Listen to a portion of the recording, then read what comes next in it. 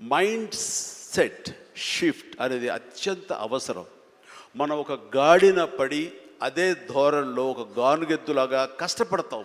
ప్రతి వాళ్ళు కష్టపడతారు. బట్ ఆ కష్టపడటంలో స్మార్ట్గా కష్టపడతారా, హార్డ్ వర్క్ తోటి వాళ్ళు కష్టపడుతున్నారా అనే దాని మీద మనం ఆలోచించుకుంటే కనుక చాలామంది ఇలాంటి అవేర్నెస్ లేక, ఇలాంటి షర్ణి లాంటి వాళ్ళు ఇచ్చినటువంటి పుస్తకాలు వాళ్ళకి గైడ్ చేయక, లేకపోతే గురువులు గైడ్ చేయక, లేకపోతే వాళ్ళుగా ఆ షిఫ్ట్ అనేది తెలియక అదే గానుగెద్దులాగా అదే కష్టంతో అలాగే జీవితాన్ని వెళ్ళదీసే వస్తారు.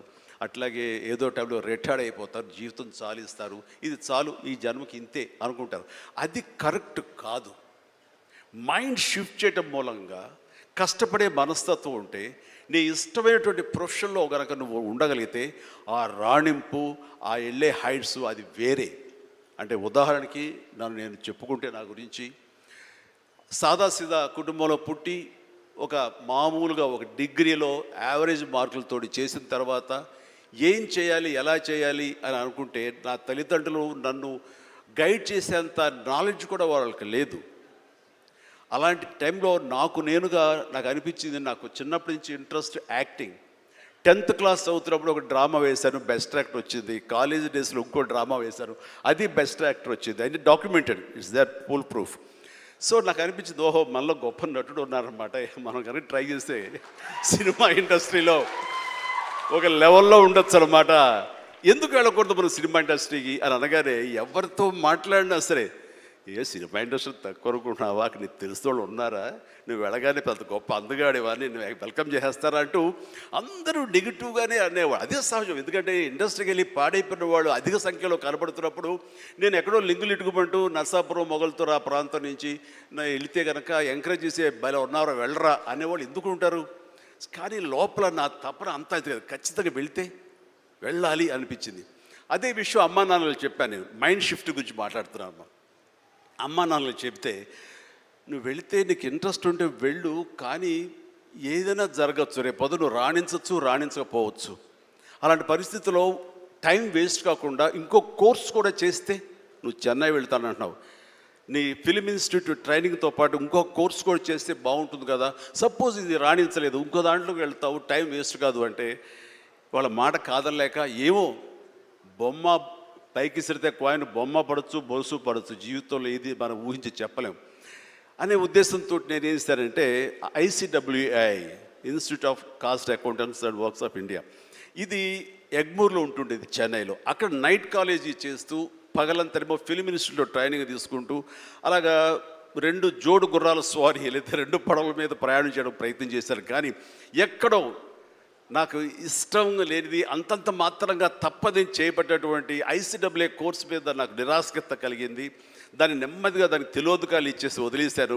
ఆ తర్వాత ఫిలిం ఇన్స్టిట్యూట్లోనే నేను ఏమైనా చేయాలి, చావో రేవో బతుకో చావు ఇక్కడే ఉండాలి, మనం ఇందులో చేయాలి. ఎప్పుడైతే నేను ఒక డెసిషన్ తీసుకున్నానో, నన్ను నేను ప్రూవ్ చేసుకోవడానికి నేను కష్టపడి పనిచేయాలి, నేను ఇందులో సాధించాలి, ఏమైనా అయ్యి తీరాలి అంటూ చాలా స్ట్రాంగ్గా నేను అనుకున్నాను. లేకపోతే నాకు జీవితం లేదు అనుకున్నాను. అలాంటి పరిస్థితుల్లో సినిమా ఇండస్ట్రీలో ఫిలిం ఇన్స్టిట్యూట్లో నేను ట్రైనింగ్ తీసుకోవడం ఏంటి, సినిమా అవకాశాలు రావడం ఏంటి, అవి సద్వినియోగపరచుకోవడం ఏంటి, దాన్ని ద బెస్ట్ నేను చూపించుకోవడం ఏంటి, అక్కడ ఉన్నటువంటి డైరెక్టర్స్ వీళ్ళందరి చేత వావ్ అనిపించుకోవడం ఏంటి, అందరి దృష్టి నా మీద ఉండేలాగా నేను ఎక్కువగా యాక్టివ్గా ఉన్నటువంటి ఇవన్నీ నాకు దోహదపడి సినిమా అలాగా అంచెలంచెలుగా నేను ఈ రోజున మీరు చూస్తున్న ఈ స్థాయికి నేను వచ్చాను. ఇక్కడ ఏంటంటే, ఏమైనా సరే 2 చేద్దాం, జీవితం ఏమవుతుందో అనే అభద్రతా భావంతో ఉండే కంటే, కాదు ఖచ్చితంగా అనుకుంటే సాధించవచ్చు, నాలో టాలెంట్ మీద నాకు నమ్మకం ఉందని సాధించగలరు, కాబట్టి అది వద్దు అనుకుంటూ మైండ్ షిఫ్ట్ చేసుకుని దీని మీద ఫోకస్ పెట్టాను సరే, అక్కడ నేను సఫలీకృతునయ్యాను. అదే షరాణి చెప్పేది. ఎక్కడ డౌట్ ఉండకూడదు. ఆ ప్రొఫెషన్ నీకు ఇష్టమైన ప్రొఫెషన్ అయ్యి ఉండాలి, దాని మీద నువ్వు ఇంట్రెస్ట్ పెంచుకోవాలి, అది సాధించడానికి కష్టపడి పనిచేయాలి, ఒళ్ళొంచి పనిచేయాలి, అది కూడా స్మార్ట్గా పనిచేయాలి. వీటన్నిటితో పాటు మన వ్యక్తిత్వం, మన బిహేవియరు, మన మంచితనం, ఇవన్నీ కూడా యాడెడ్ ఫ్లేవర్, అది చక్కటి అందాన్ని ఇస్తాయి నువ్వు వెళ్తున్న ఈ బాటలో. అది చాలా ఇంపార్టెంట్. చాలామంది అత్యున్నత స్థానానికి వెళ్ళిపోతుంటారు. కానీ క్యారెక్టర్ లేకపోతే వాళ్ళు ఎంత ఎత్తుకెళ్ళినా సరే సర్లే పెద్ద చేసేళ్ళ అని అంటారు. అది ఎంత లేదన్నా సరే ఆ క్యారెక్టర్ కూడా నీకు లేని అందాన్ని తీసుకొస్తుంది. నీ కష్టానికి మరింత అందం ద్విగుణీకృతం అవుతుంది. నీ ఫలితం కూడా అంత బాగా ఉంటుంది. కాబట్టి మైండ్ సెట్కి షిఫ్ట్ అనేది చాలా చాలా అవసరం. ఆ రకంగా శరాణి చేసినటువంటి ప్రయత్నం సఫలీకృతం అవుతుంది. చాలామంది రీచ్ అవుతుంది, చాలామంది లబ్ధిదారులు పొందుతారు. అండ్ చెప్పాలంటే మన నారా చంద్రబాబు నాయుడు గారు కూడా చిన్నతనం నుంచి కాలేజీ రోజు నుంచి నాయకత్వ లక్షణాలతోటి అక్కడ నాయకుడుగా కాలేజీలో ఉంటూ అక్కడి నుంచి తనకి ఇష్టమని ఈ ఫీల్డ్లో రాణించాలి, నా రాష్ట్రానికి సేవలు చేయాలి, ఇక్కడ ఏమైనా సరే అవ్వాలి అనే అకుంఠిత దీక్షతో అయ్యారు. ఆ రోజున రామారావు గారు ఉంటారని ఆయన పాలిటిక్స్కి వస్తారని కాదు, ఆయనకు మీద నమ్మకం ఆయన. అట్లా ఏ మారుమూలు ఉన్నా నేను ఎట్లయితే యాక్టింగ్ మీద నా నమ్మకంతో నేను ఎలా ఉన్నానో అలాగే నాయకత్వ లక్షణాలతోటి పాలిటిక్స్లో రావాలి, రాణించాలి, ఇతోధికంగా ఎంతో సేవలు చేయాలని అనుకున్నారు. కాబట్టి నాయకుడిగా, స్టూడెంట్ నాయకుడిగా, విద్యార్థి నాయకుడిగా ఉన్న ఆయన పాలిటిక్స్లో రావడం ఏంటి అనుకోని పరిస్థితుల్లో అవకాశాలు వస్తే వాటిని చేజిక్కించుకుని వాటిని ఆసరాగా తీసుకుంటూ అంచెలంచెలుగా ఎదుగుతూ ఈ రోజున మనం చూసేటువంటి అద్భుతమైనటువంటి ఒక మహానాయకుడిగా ఎదిగారు.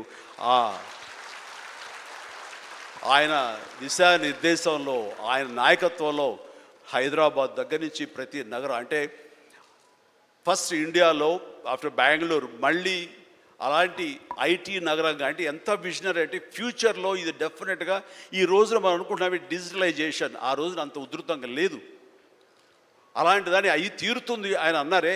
ఆయన మైండ్ సెట్ ఆ రోజున అలా షిఫ్ట్ చేసుకుని దానికి కట్టుబడి ఉన్నారు. కాబట్టి ఈ రోజున ఐటీలో కానివ్వండి, అతను డిజిటలైజేషన్లో కానివ్వండి, ఇదిగో ఈ రోజున ఏఐలో కానివ్వండి, ఆ స్థాయికి వెళ్ళటానికి నాంది పలికినటువంటి పాయనీర్ మన చంద్రబాబు నాయుడు గారు. సో ఇలాంటి నాయకుల మైండ్ సెట్ షిఫ్ట్ అవ్వడం అన్నది ఎంతగా అభివృద్ధిలోకి ఎంత ఇదిగా ఉందో మనం తేటతెల్లంగా చూస్తున్నాం. కాబట్టి it's a wonderful subject. Sharini, I do appreciate. All the very best. Thank you so much, sir.